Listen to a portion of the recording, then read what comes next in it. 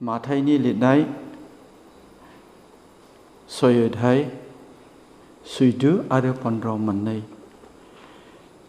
नोंसोरनि जेंना गुबुनफोर दाय मावनायखौ नोंसोरो निमाहा होब्ला सोरगोआव थानाय बिफायाबो नोंसोरनि दाय मावनायखौ निमाहा होगोन। नाथाय नोंसोरनि जेंना गुबुनफोर दाय मावनायखौ नोंसोरो निमाहा होआब्ला सोरगोआव थानाय बिफायाबो नोंसोरनि दायखौ निमाहा होनाय नङा। इसोरा बे मोननै गोथार बाइबेल सारि फरायनायनि गेजेरजों दिनैनि बे मोनाबिलियाव गेदेर बोर लाबोथों। आङो गुसुङै आरज खालामो खनले निमाहा जायखौ जों क्षमा होननानै बुङो। क्षमा होनायनि बाथ्रा बेरखांदों। दा बे क्षमाया खृष्टान जिबनाव ओरैबायदि गोनां बेसिक बयनिख्रुइबो गिबिसिनथाराव मावथारनांगौ खामानिया जाबाय बे क्षमा मोननांगौआनो आरोखि। बेयाव मोननै बाइबेल सारियावबो क्षमा होनायनि बाथ्रा बुंदों। बे बाइबेल सारिनिफ्राय जों ओरैबायदि मोनसे गियान मोननो हायो। जोङो मानसि जानायखाय गोरोन्थिखौ जों मोननै रोखोमै मावो। मोनसेया जाबाय जोङो इसोरनि देखायाव गोरोन्थि मावो। बे इसोरनि देखायाव गोरोन्थि मावनाया जोंनि साननायफोरजोंबो जानो हागौ, जोंनि रायनायफोरजोंबो जानो हागौ, जोंनि नायनायफोरजोंबो जानो हागौ, जोंनि गोसो सिङाव गाज्रि कल्पना खालामनायफोरजोंबो जानो हागौ, आरो रावबो मानसि नुवालासे मावखुमानायबो जानो हागौ। बे जाबाय इसोरनि देखायाव गोरोन्थि खालामनाय बा पाप मावनाय।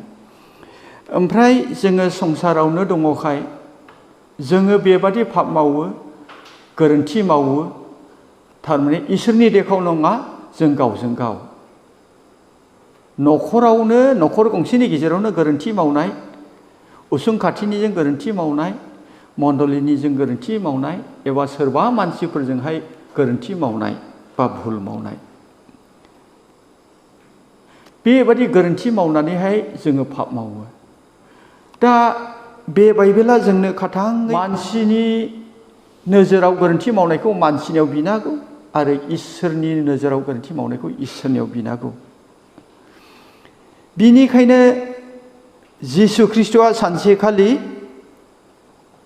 बेबादि बुंदों, नोंसोरो मन्दिराव मा बावनो लाबोदों? जुदि नोंनि गोसोआव जाखांफैदोंब्ला नोंनि जेंना मावनाय सोरनिबा सायाव, नों सिगां बेनियाव थांग्रोनानैहाय नोङो बेंज्लायहैगोर। अर्थात जोङो उसुं खाथिनि मानसिजों, मण्डलिजों, मानसिजों गावजों गाव पाप मावोब्ला, हेंथा मावोब्ला, जों डाइरेक्ट इसोरनियाव क्षमा बियालाबानो जोंनि बिनांगौ दायथ'आ मानसिनियावसो।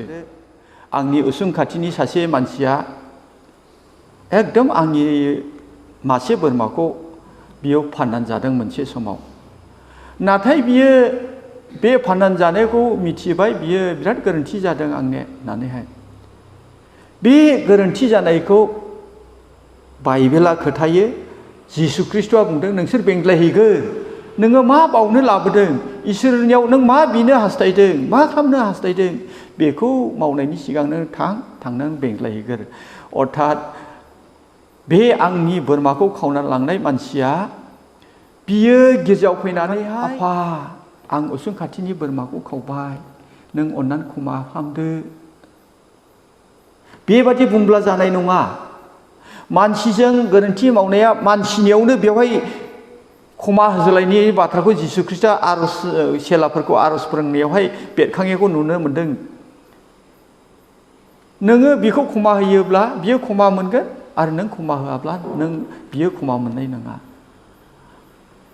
दा सोरनिबा इनाय मावनाय, पाप मावनाय, लाखुमानाय, खावनाय बेफोरखौ मावोब्ला जों सिदायै बेवहाय इसोरनियाव क्षमा बियोब्ला बियो जानाय नङा। मानोना गुबुनफोर दाय मावनायखौ नोंसोरो निमाहा होब्ला सोरगोआव थानाय आफायाबो निमाहा होगोन, आरो नोंसोर निमाहा होआब्ला सोरगोआव थानाय आफाबो निमाहा होनाय नङा।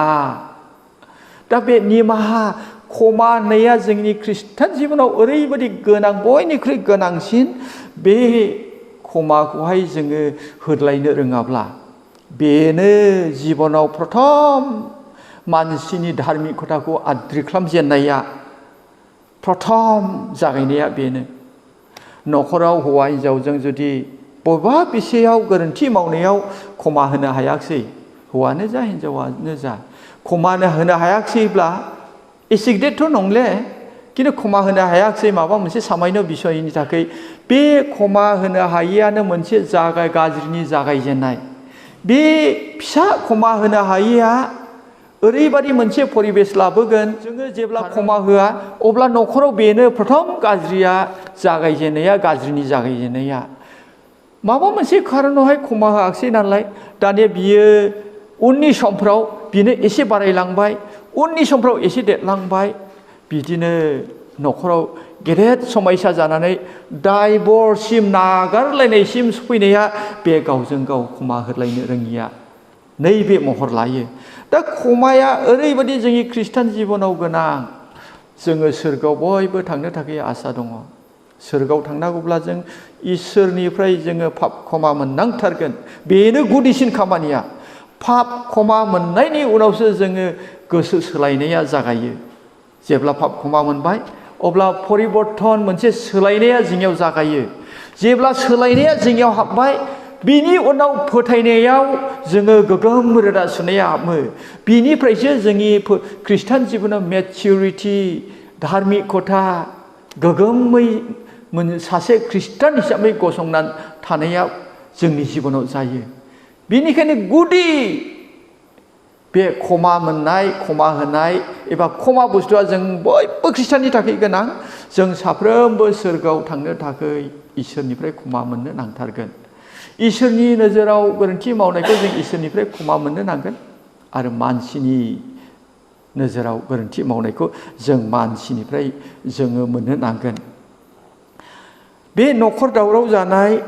मण्डलि दावराव जानाय उसुं खाथिजों दावराव जानाय बे गासैबो दावरावफ्राव जों मोजाङै नोजोर होब्ला जोङो सामान्य बिसयफ्राव जोङो क्षमा होलायनो हायैयावनो प्रथम जागायजेननानै बे बुस्थुफ्रा देरलांनानै उनाव एकदम गाज्रिथार महरजों गावजों गाव संसाराव थांनानै थालायनायाव जि गोरोन्थिफोर जालायो बे गोरोन्थिफोरखौ जों क्षमा होलायनांगौ गावजों गाव क्षमा होलायथारनांगौ मानोना जों सोरगोआव थांग्रा साफ्रोमबो क्षमा मोननो गोनां नोंसोरो जायखौ क्षमा होगोन बिसोरखौ क्षमा होनाय जागोन बिसोर क्षमा होजागोन आरो नोंसोर जायखौ क्षमा होनाय नङा बिसोरो क्षमा होजानाय नङा नैबे बाइबेल सारिनि ओंथिया बेनो दा बे क्षमाया जोंनि थाखाय सोरगोआव थांनो ओरैबादि गोनां जेब्ला जों बाइबेलाव नायो गोबां पदफोर नुलांगोन आं मोनसे जाथाय बे बाथ्राखौनो एसे बुजिनो आं मोनसे जाथायखौ लाबोबावनो हास्थायबाय ज'हननि लिरनाय 8 अध्यायाव बेयाव सासे जोनाहारियाव गोलैनाय हिन्जावनि सासे आइजोआ एकदमबारे जोनाहारि खालामफुनायावनो हमजानानैहाय बिखौ फारिसाय आरो गोबां मानसिफ्रा हमनानै जिसु ख्रिस्टनियाव लाबोदों नाथाय फारिसायफोरनि बे जोनाहारियाव गोलैनाय आइजोखौ जिसुनि खाथियाव लाबोनायनि ओंथिया माखासे खायदा कौशल दंमोन जिसुखौ माबोरै फाव फान्दायनो हागोन जिसुआ मा बुंगोन बे बिसयनि सायाव बेखौ आन्दाज खालामनो थाखायसो बे हिन्जावखौ हमनानै लाबोनानै सारिफटनाव नायोब्ला फोरोंगिरि बे हिन्जावा जिनाहारि खालामफुनायावनो हमजाबाय बियो दहरा मोनबाय जेब्ला जोराखालि खालामनाया दहरा मोनो अब्ला मसीनि आयेनाव लिरनाय दङ बेबादि मानसिखौ अन्थाइजों खुबैथारनाय जाथों एकदम अन्थाइजों खुबैथारनो मोनथारो बियो आयेननि बाथ्रा दा बे आयेननि बाथ्राखौ लाबोनानैहाय जिसु ख्रिस्टनियावहाय फारिसायफ्रा सोंफैदों फोरोंग्रा गुरु बे हिन्जावाथ' जोनाहारि खालामनायाव हमजाबाय जोंहा आयेनावनो मसीजोंहाय होजानाय आयेन लिरनाय दङ जोनाहारियाव खालामोब्ला बेखौ अन्थाइजों खुबैथारनो मोनो नों मा बुङो जिसु ख्रिस्टआ बिसिनि साननाय हनायखौ आं बादस'ना बुंदों साननाय हनायखौ मोनदांनानै बुंबाय जाय मानसिया मोनसेबो पाप मावथाराखै बेनो गिबिसिन बे आइजोखौ अन्थाइ खुबैग्रोदो जेब्ला बे बाथ्राखौहाय जिसु ख्रिस्टआ बुंदों अब्ला मानसिफ्रा बाथ्राखौ बुंनायजों लोगोसे मानसिफ्रा साफा उनफिनलांनायखौ जों फारियै फरायलां मोननो हायो। जों बे जाथायखौ बयबो मिथिखागौ। जेब्ला जिसु ख्रीष्टआ बुंबाय जाय मानसिया मोनसेबो पाप गैया बे मानसिया प्रथम बे आइजोखौ खुबैग्रोदो, बिनिफ्राय बियो हायाव गंनानै लिरदों आसिजों। नाथाय मानसिफ्रा जिसु ख्रीष्टनि बे बुंनायाव गावखौ मोनदांनो हादों, बिनिफ्राय साफा फासयलांदों। जेब्ला जिसु ख्रीष्टआ नायगंनायनिफ्राय नायफिनबाय अब्ला रावबो गैले। अब्ला 11 फटआव नायोब्ला जों नुनो मोनबाय बे हिन्जावखौ सोंबाय, मानसिफ्रा रावबो गैया, गासै नागारनानै थांबाय। अब्ला जिसु ख्रीष्टआ बे आइजोनाव सोंदों, ओमफ्राय बे आइजोआ बुंबाय, ओहो प्रभु, रावबो थालाङाखिसै। जिसुआ होनबाय, आंबो नोंखौ दोषि खालामाखिसै, थांदो पाप दाखालामफिनसै। बेयाव गेदेरथार मोनसे आयेनावहाय गोलैनाय बे आइजोआ, बियो अन्थाइजों खुबैजानायाव गोलैखायो। नाथाय आयेन मथे बेखौ जायगायावनो मावाखिसै। नाथाय जिसुखौ फान्दायनो होननानै लाबोनायाव जिसुआ इसोरनि फिसाखाय बिनि बिसारा बेबादि जाबाय, जायानो मोनसेबो पाप मावाखै बियो प्रथम खुबैग्रोदो। जेब्ला बे बाथ्राखौ बुङो अब्ला बयबो मोनदांनो हादों, बेयाव मोनदाङै बाथ्रा गैया। नाथाय जों जिउजों मोनदांनो हरनो बयबो गावखौ मोनदांनो हाबाय जे मानसिया माब्लाबाबो गोथार गैया। मानसिनि देखौ पाप मावाखैब्लाबो जोङो गोसोजों, साननाय हनायजों, नायनायजों इसोरनि देखौ गोबां पाप मावो, मोनदांनो हादों। बेनिखायनो बिसोरो गासैबो फासयलांजोबदों। जेब्ला फासयलांजोबबाय अब्ला जिसुआ बुंबाय, आरो पाप दामावबावथोंसै होननानैहाय। बेयावहाय नुनो मोनो रमियावहाय 19 आयदा 23 जों साफ्रोमबो पाप मावबाय, इसोरनि महिनिफ्राय गोजान जाबाय। अर्थात जों मानसिया बयबो पापिखा। जोनाहारियाव गोलैया मालाय मा जानो, नों पापि। नों जोनोमनिफ्राय दिनैसिमबो जौ लोङाखै बोरायबाय, थेवबो नों पापि। नोङो सिखाव खावाखै जोनोमनिफ्राय बोरायलायलांबाय, अब्लाबो नोङो पापि। नोङो रावनिबो थाखा फैसा थगायाखै, सेख'नानै लायाखै, अब्लाबो नोङो पापि। आदम हबा पाप मावनायजोंनो जों साफ्रोमबो पापिखा। जों शुद्धता नङा। सोरनिबा गोरोन्थि मावनाया मानसिनि देखौ, सोरनिबा मावनाया इसोरनि देखौ। मानसिनि देखौ जों गोरोन्थि मावदों, जों मानसिनिफ्राय मोनथारनांगोन, क्षमा मोनथारनांगोन।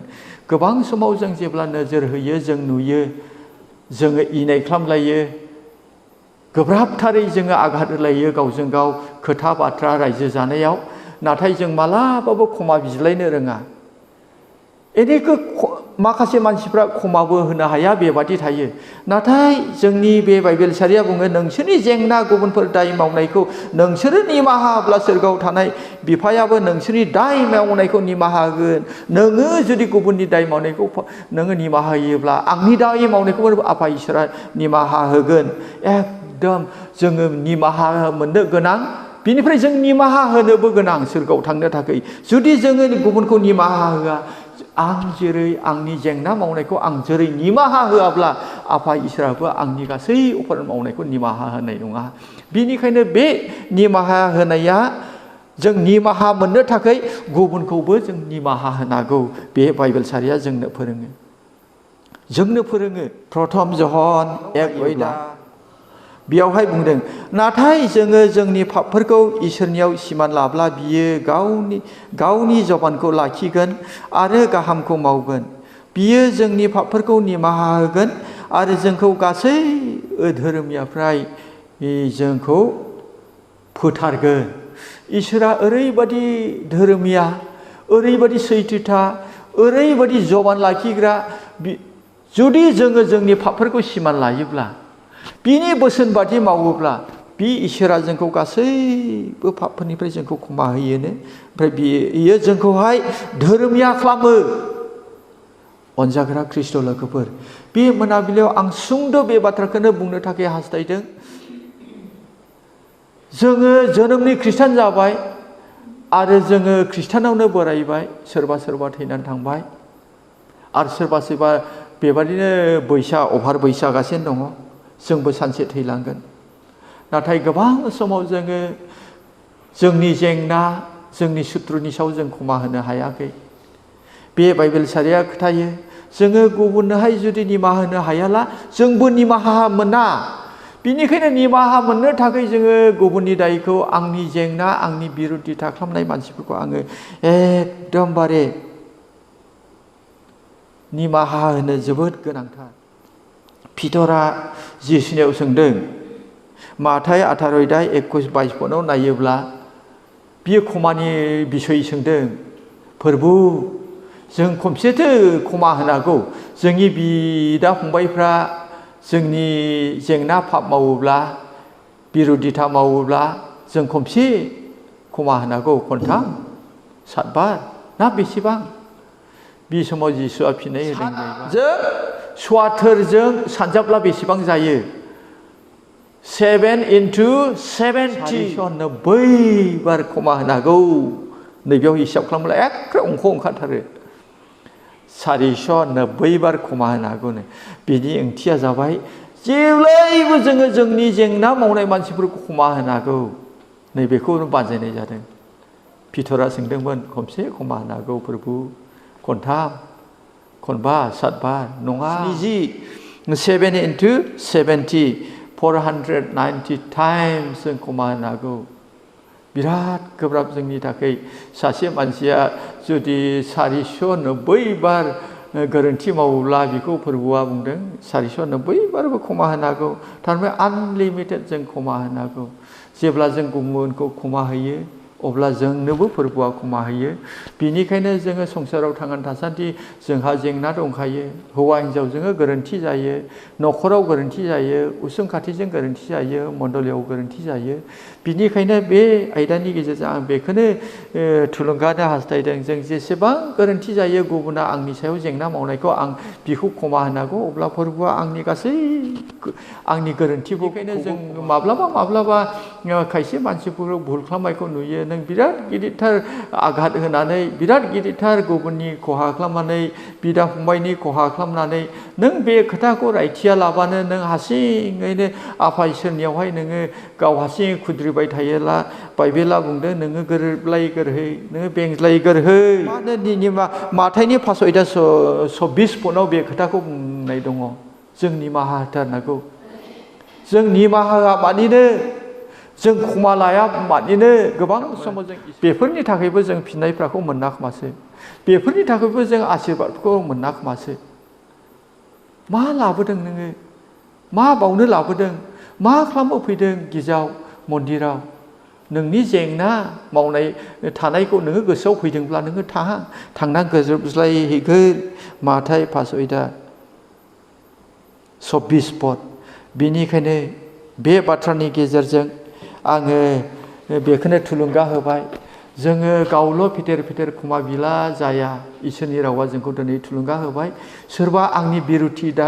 दंब्ला आं बिखौ क्षमा होनांगौ बि क्षमा बिलागि दा बिखौ क्षमा होनांगौ बिनि थाखाय आर'ज खालामनांगौ गोबां समाव बे खामानिखौ अनजाग्रा ख्रिस्ट लोगोफोर आं मावबोदों नोंथांखौ सोरबा हामजायै थायो नोंथांखौ सोरबा नाख्लायनो नाजानाय मानसि थायो नोंथांनि एगेन्स्टआव बुंग्रा मानसि थायो जोंनि संसाराव थांनानै थानांगौ मानि बे बिसयफ्रा थाखागोन बियो मोदोमनि नालाय बे आखुथायफ्रा मोदोमनि बियो जालायबाय थागोन नाथाय बेफोरखौ जोङो एकदम क्षमा होनांगौ सोरबा गोदानै फैदों बेखौबो क्षमा होनांगौ आरो जोंबो क्षमा मोननो गोनां जोङो क्षमा होआला गुबुनखौ क्षमा होआला जोंबो क्षमा मोना गिथाव बाथ्राया बेसो बिनिखायनो जोङो गुबुनखौ क्षमा होनांगौ गोबां समाव आङो जेब्ला मोनदांदों बिनिफ्राय आङो बिराद आर'ज खालामबायदों बेखौ क्षमा होखायो बा बियो आंखौ जि गोरोन्थि हमनानै दङ बिबो आंखौ अनखांथोंसै जोङो सासेया सासेनि दायखौ क्षमा होलायनानै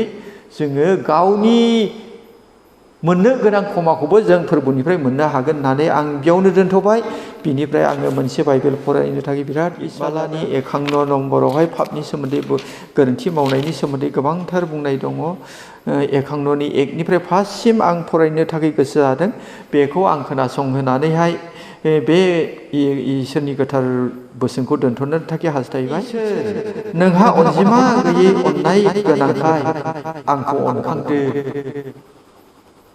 नोङो गावनि आग्लाय बिलाय अनखांनायजों आंनि आयेन बारसिननायखौ खोमोरदो, आंनि गाज्रि मानिखौ सुस्रादो आरो आंखौ पापनिफ्राय उद्रायदो। मानोना आङो गावनि दायफोरखौ मिथिबाय आरो पापमा गोजान जायाजासे आंनि मेगननि खाथियाव दं। आङो नोंनि जेंगा पाप खालामबाय आरो नोंनि मोखाङाव गाज्रिखौनो मावबाय। बिनिखायनो नों आंखौ बिसार खालामनानै गाहामखौनो मावबाय। आङो पापावनो जोनोम लादों आरो पापावनो आंनि बिमाया गोरबोआव उजिहोदों। इसोरा बे बाथ्राजों जों बयनिबो जिबनाव क्षमा होनो आरो इसोरनिफ्रायबो जों क्षमा मोननो थाखाय जिबनाव बोलो लाबोथोंसै। बेखिनिखौनो बुंनानै आं दोनथ'बाय।